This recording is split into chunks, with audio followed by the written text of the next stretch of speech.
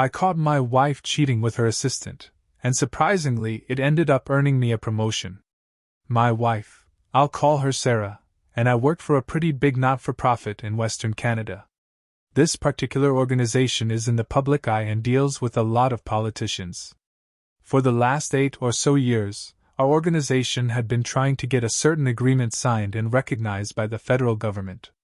Anyway, without getting too deep into the details of that, let's just say Sarah's position meant she was constantly on the news, working with bigwigs, traveling the country, and kissing people's butts. Literally and figuratively. Now, I found out she was cheating on me with her assistant. The same assistant she hired about 6 months ago. She worked in the department upstairs. I was in the registration department. Funny thing is, we actually met at the organization 8 years ago. We both started within a few months of each other, and we both worked our butts off to get into the positions we're in now. It wasn't easy. And obviously, like I said, she kisses butts. She's super charismatic. She has a way with words. When she speaks, people listen. When she walks into a room, she demands attention. Me? I'm a little more introverted. But for years, that dynamic really worked for us. Then I had some health issues and had to go on short-term disability. I wasn't at work for a while, and this is sort of when it all started, or at least when I figured out something was up. Some things to note: I'm almost positive that her assistant didn't even know we were married. I'm sure of it, because he'd look at me weird whenever I brought her lunch or coffee in the mornings, like, "Who the heck are you?" He knew I worked in the building, but I don't think Sarah ever told him who I really was to her.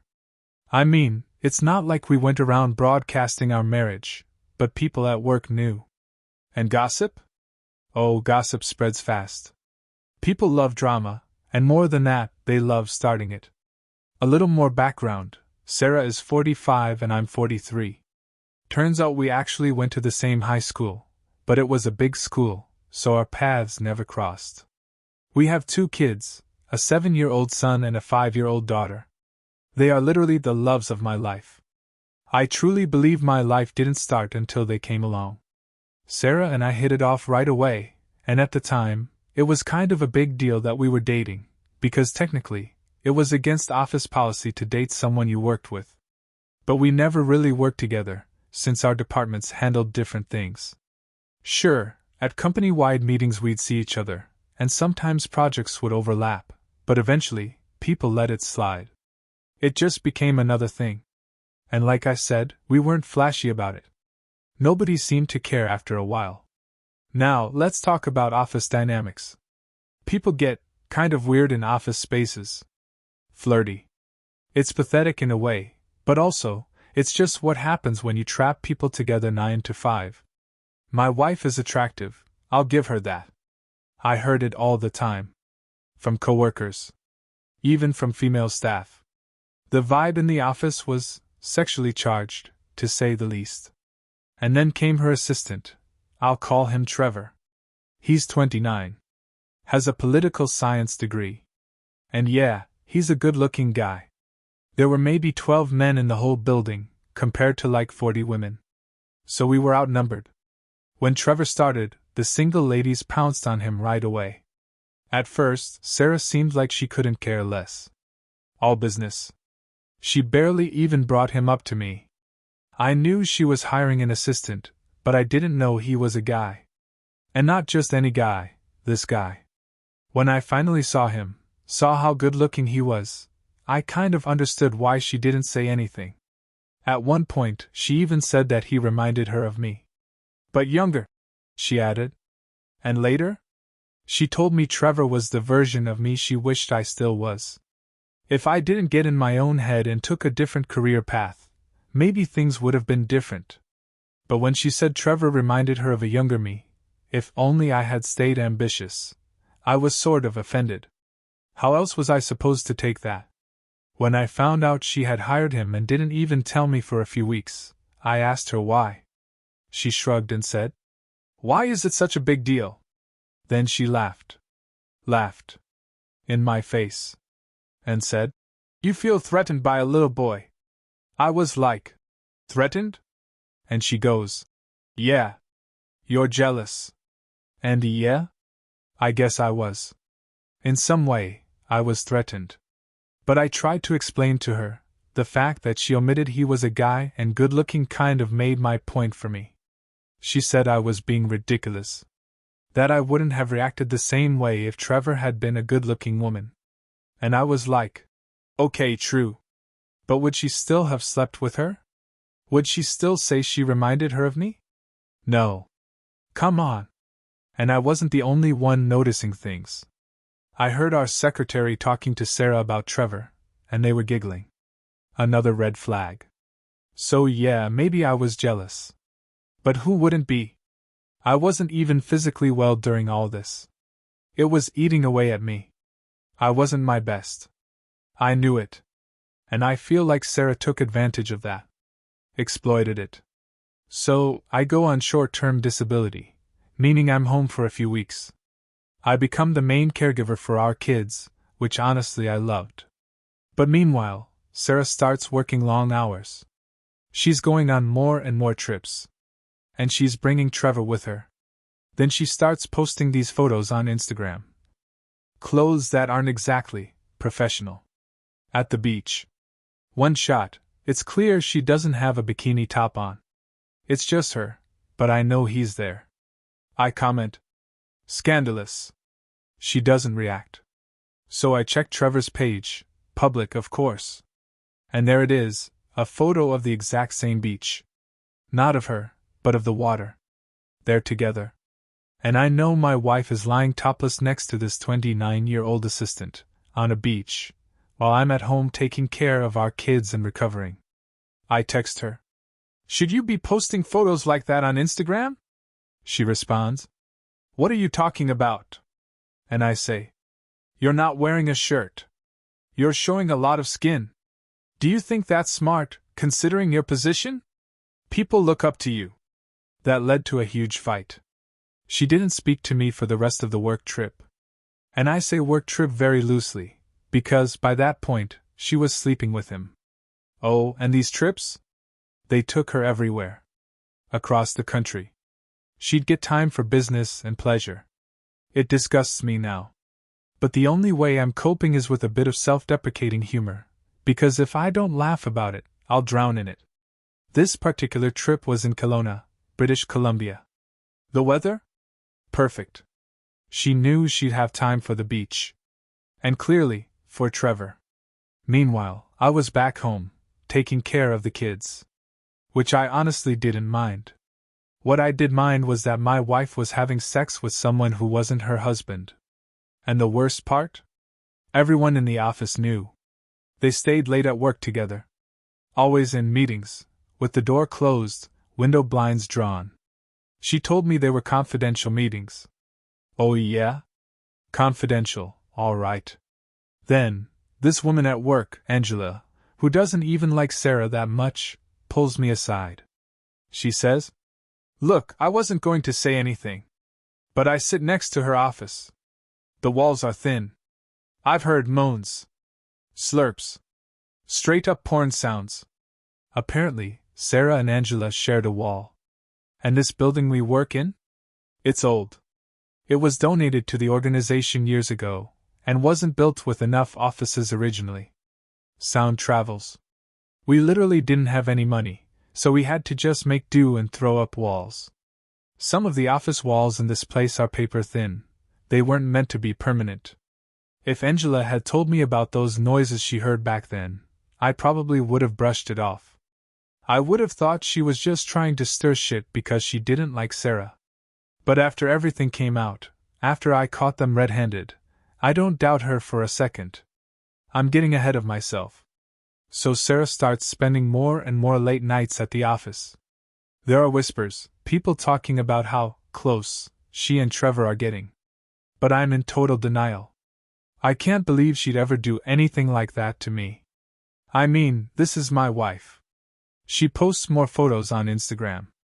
In these new ones, it's obvious someone is taking them. These aren't selfies. These are well-framed, intimate shots. She's in dimly lit restaurants, candles flickering, wine glasses in hand.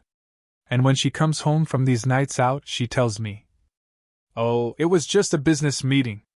I say, "Yeah, well, they look like really intimate business meetings." At this point, I'm physically and emotionally worn down. My sickness is getting worse, and she doesn't ask how I'm doing. Not once. She's too busy working. I can't even remember the last time she was home to say goodnight to our kids.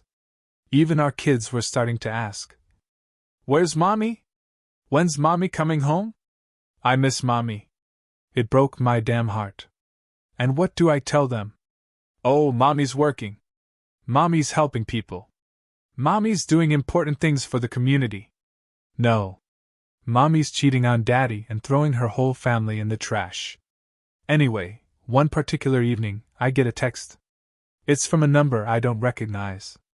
The message says, "Get to work right now. You're going to want to see this.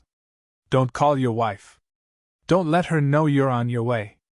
Just go to your office." I'm like, what the hell? I try calling the number. Disconnected. So I call my mom to come over and stay with the kids.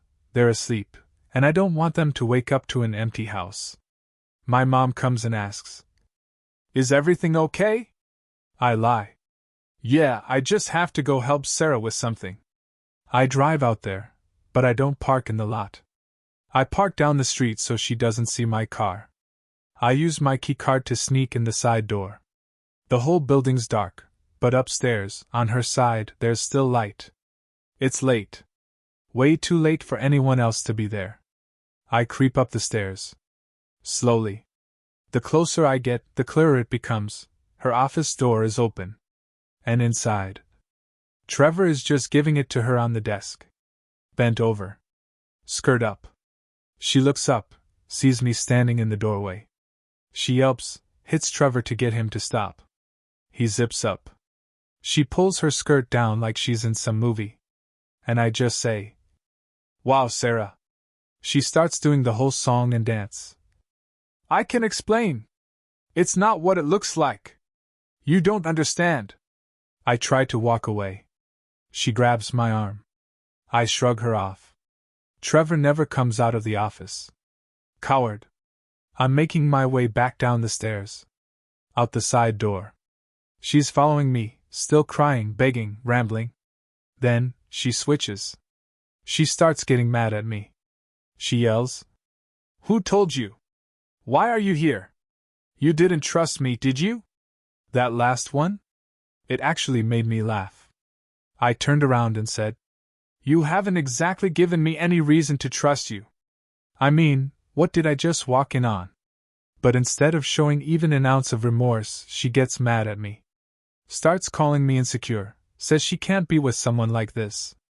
Then she goes even lower, starts attacking my illness. "You're not the man I married," she says. "You're weak. You're dragging me down." I literally had to tell her to shut up. And not to come home. I got in my car and drove back to the house. Somehow, word got around. People at work started texting me. "Is it true? Are you okay?" In that order. Shortly after, I was supposed to return from short-term disability. I asked if I could work from home for a bit, just until I figured out how to deal with everything. I knew Sarah technically had the power to pull the plug on my job, and I wasn't about to lose the house or the kids. I needed to play this smart. So, I started planning. Step 1, I contacted my lawyer and told them I wanted to start the divorce process. But where I live, you have to legally separate first, so I was like, "Yup. Let's do that." Then, just a few days later, I got another message. Same random number as before. This time, it was a video. The camera was shaky, but you could clearly see Sarah and Trevor, back in her office, making out on her desk again. Different clothes. Different day. Not the same night I caught them. Then another message came in. Another video. This time, they were in her car. Making out in the parking lot. I saved everything. I texted back. "Thank you." Whoever it was replied with just a like emoji. I sat there, staring at my screen, wondering what the hell to do next. Then it hit me. There was an election coming up. Sarah's boss had to be re-elected to stay in office. And Sarah? She only had her job as long as her boss did. So I contacted the opposition. Turns out, I already knew they had a pretty good shot at winning, they just needed a final push. I told them everything. Sent them the videos. Every messy detail. I also started publicly endorsing the opposition. And suddenly, those videos? They started circulating all around the office. It split the organization. Tension was high. It felt like 5 months of walking on eggshells. And yes, during that time, I had to pretend everything was fine. Had to walk around like Sarah and I weren't in the middle of a breakup, while the whole damn building buzzed with gossip. Eventually, Trevor got let go. Not even sure exactly when it happened, but poof. Gone. Sarah replaced him with an 18-year-old intern. A girl this time. And guess what? As soon as the women in the office found out I was single, they came for me. Left, right, and center. I hadn't had that kind of attention in years. And I'll admit it, I flirted back. No shame. But I also made a vow. Never again. Never crap where I eat. Been there. Done that. My wife sucker punched me with a good-looking F-boy. Sarah tried to come back a few times. Said she missed the kids. Wanted to talk. But I said, "You were never around before. You never missed us then. The only thing that's changed is that now you're losing it all." Legally, I had to give her some visitation. So she'd come see the kids, but I wasn't there. My mom stayed at the house when she came by. I didn't trust Sarah. She was the type who would try to lock me out of my own house or start twisting the kids against me. I wasn't about to let that happen. And then, election day. Sarah's boss didn't get in. Eureka. Sweet, sweet revenge. Within a week, the new party came in and replaced Sarah. Just like that, gone. And me? I got a promotion. A $155,000 promotion. We're still working through the divorce, but I had to share this story. Moral of the story? Think twice before dating someone at work. Because one day, you might walk in and catch them bending someone else over the very desk you picked out together. As for the mysterious texter, I did ask Angela if it was her. She swore it wasn't. Thinks maybe it was one of the other women in the office, someone who had a thing for me and wanted Sarah out of the picture. I like to think it was Angela. I think she saw her chance to finally get rid of Sarah, and took it. Respect. Looks like Sarah's extracurricular activities came back to bite her right in the buns. Talk about office drama reaching new lows. Or should I say, new angles? I mean, come on, Trevor, couldn't you find a more discreet spot for your little rendezvous?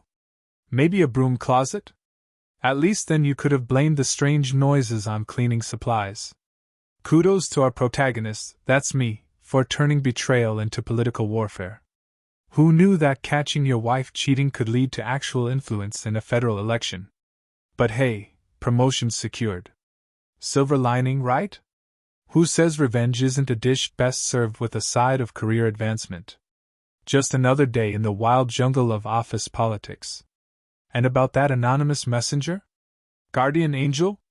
Secret admirer? Angela in disguise? Who knows? But if you're reading this, thanks. You changed everything.